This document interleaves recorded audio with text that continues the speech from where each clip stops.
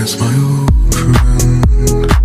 I've come to talk with you again, because a vision softly creeping left its scenes while I was sleeping. And the vision that was planted in my brain still remains within the sound of silence. In restless dreams I walked alone, narrow streets of cobblestone. Neath the halo of a street lamp, I turned my collar to the cold and damp.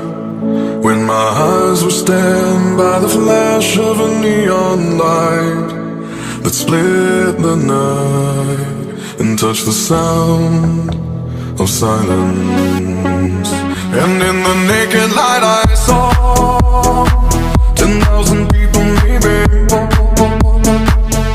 people talking without speaking, people hearing without listening, people writing songs that voices never share, and no one dared disturb the sound of silence.